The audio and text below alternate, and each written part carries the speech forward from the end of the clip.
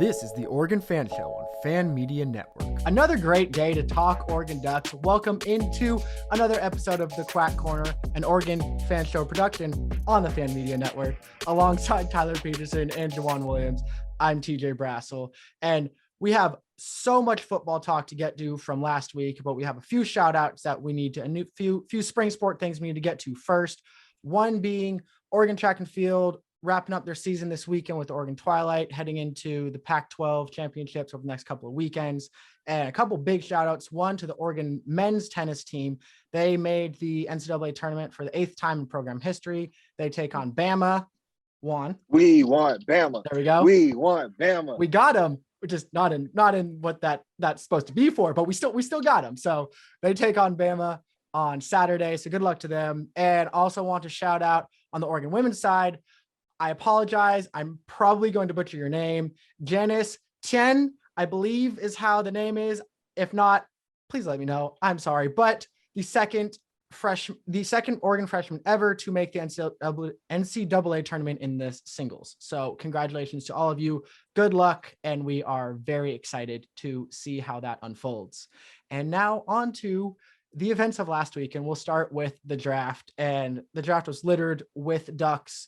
Going through those real quick. Penei Sewell, 7th overall pick. He was obviously in the first round, the highest O-lineman, not only in that draft, but the highest O-lineman ever drafted from Oregon. Javon Holland to the Dolphins in the 2nd round. DeAndre Lenore to the Niners, my Niners, in the 5th round. Brady Breeze to the Titans in the 6th. Thomas Graham to the Bears in the 6th. And signing after the draft, Austin Fowler to the Cowboys, Hunter Kampmoyer to the Chargers, and Jordan Scott to the Vikings. And I believe Nick Pickett may have signed somewhere. I can't confirm or deny that. I just saw some rumors being floated out there, but I don't know to who. So hopefully we'll get that news soon. But regardless, it was a big day for the Ducks. Guys, what did you think? What surprised you? What went as expected for you guys? Overall, the draft surprised me. Didn't think Penei was going to slide to 7 to the Lions. I thought he was a surefire 4 or 5 to the Bengals, but hey, everything else was pretty, I'd say, standard.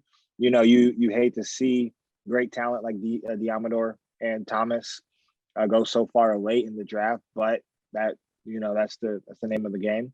Javon coming off the board in the second round, first safety, is pretty good, and he's going to a great spot in the Dolphins. Yeah, I think, of course, take draft grades with a grain of salt at this point, but I think I saw one draft grade that gave the Bengals an F for taking Ja'Marr Chase.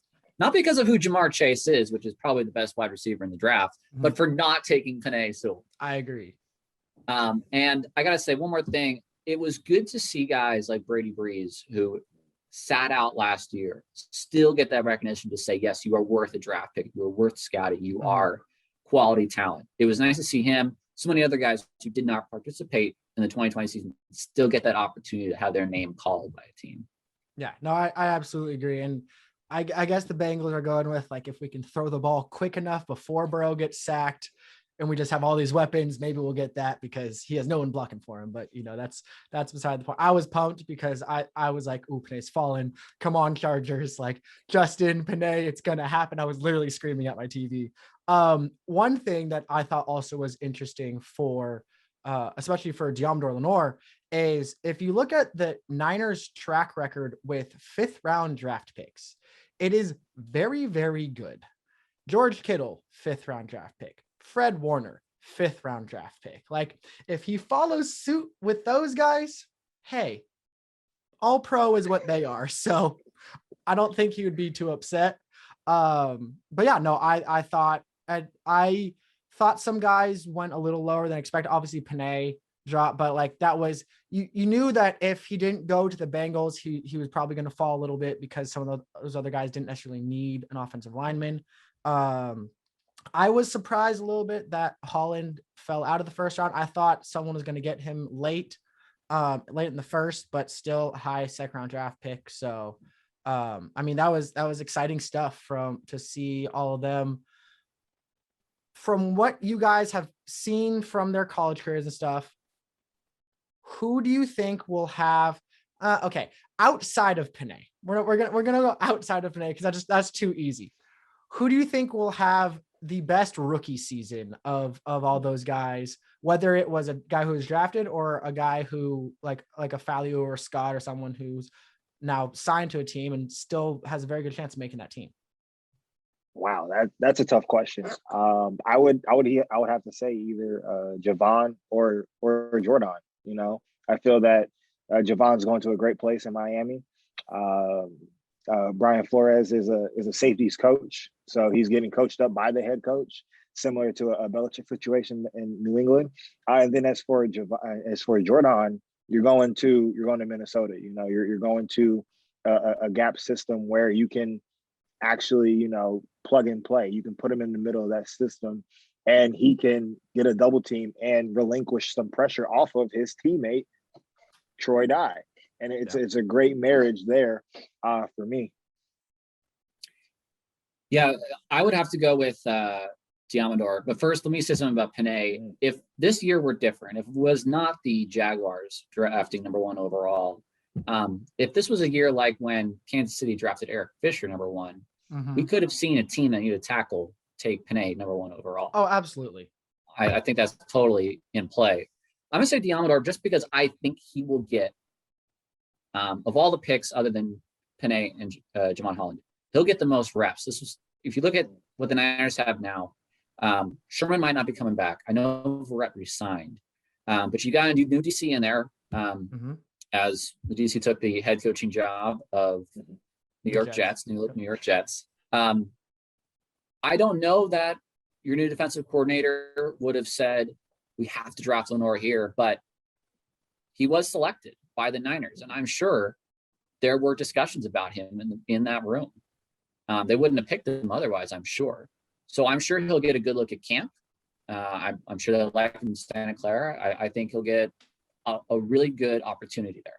Yeah, that's a very good point. And I mean, it looks more likely than not that Sherman won't be coming back. So like, that's a very good point that like, yeah, you have that. And to your point with Panay, I think it's 2 things. I think it's 1, who was drafting first with the Jags, but I think it's 2, just kind of how the NFL has gone with there's so much stock put into quarterbacks that like it's all in this current NFL, it's always going to be a quarterback at 1 for the most part, because someone's going to decide they need this guy and trade up to 1 to get whatever quarterback they convince themselves of.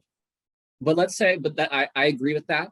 But the Bengals could easily have lost, maybe all their games, but they could have had that number 1 pick. If the Bengals are at number 1, that's a very fair point. Do they trade out instead of taking Panay? Probably depends on how far they're trading back, but that's a very good point. And last thing, and then we'll move on to the spring game with Lenoir is, and we might have talked about this last time. I know I was talking about it all weekend with the draft, is people were being like, well, how good is he? I'm like, he's very good. He didn't have the numbers because people didn't throw at him. Like they knew he was a shutdown corner, and people were like, oh, well, he does look at his stats. He doesn't have this. I'm like, yeah, because people are like, don't go to that side of the field, go over there instead. So like, of course he's not going to have the numbers, but I digress. Let's go to the spring game. There were some really exciting things. One, I'm as a former DB, you've been there, you've experienced that, you know how a spring game looks, what things are looking good, what things they have to work on, what's going to be kind of rusty. What are your thoughts from that spring game? No, I thought there was a lot of talent on that field. There was tremendous talent on both sides, offense and defense. I feel like Chris Hudson is a player to be on the lookout for coming this season. He is a do-it-all guy, punt return, kick return, and he seems like he's a great complement to Devin Williams and our future QB1, AB, and he just fits in the slot there. Or you can move him out, and he can be a number 2 guy. But yeah, I feel like that team has a lot of talent, and especially at the linebacker core, which I know you're going to get to.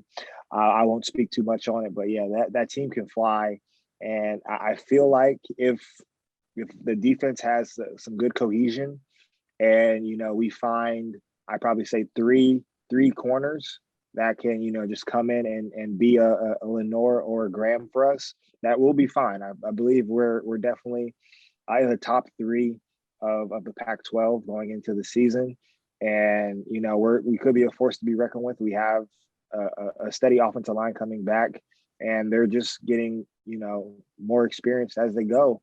And when you look at that team, you can definitely see the effect that Alabama has had on Cristobal and on Oregon. You can see the massive size of the team from when I was there. I believe, you know, I can joke about it like, hey, we were track athletes at my time. These are football players. These are guys that are in the gym, are in the weights, eating the weights, and that's all they do. But yeah, no, that team looks like they're raring to go, and I can't wait to see them come fall camp. Two questions that pop up for me. One hard one for Juwaan, and then a softball one for TJ. But first, Juwaan, what was something that you were hoping to see more of out of those squads when you were there watching those games? Yeah, I honestly thought it was going to be a similar situation to what we had in the past, where you have two actual teams, where, you know, you have a green and a yellow, but this was just basically offense versus defense. And so what I was wanting to see was I wanted to see the difference in the ones and the twos. When you have the twos, or we have a mixed bag of ones and twos together, you can see, you know, who needs to work where or how they coexist together. And then I also wanted to see the relationship with AB at the helm, him taking the team over, and how he was, you know, communicating out there with the guys, how he was talking to his receivers, or, you know, how he was conversing with the defense. You know, I feel like when you have a quarterback that takes the helm and he's the guy, everyone knows he's the guy. There isn't any, you know, back hall whispers about a guy that's coming in. Like, he's our guy. How is he communicating with the whole team overall and becoming that leader? Do you think you saw that? I mean, I wasn't I wasn't close to the action, so I couldn't really, you know, get AB mic'd for us. But no, yeah, I feel like he definitely he has the team's ear, and whether it being offense or defense, he can, you know, exist in both realms for as a leader on that team. Okay. All right, TJ. I know you love your Ducks, and I know you you love your Duck linebackers. So tell me, how excited are you for this linebacker? Yo, that was everything it was cracked up to be. Also, we're talking before we got started here. Thibodeau, he's stand up now, so like technically he's kind of an outside linebacker, so I could kind of throw him in there. I mean, I'm just excited if everything keeps progressing like it's supposed to be, and we have a full Autzen Stadium there, with the energy that Thibodeau brings, that Sewell brings, and watching Justin flow and the energy that man has on the field.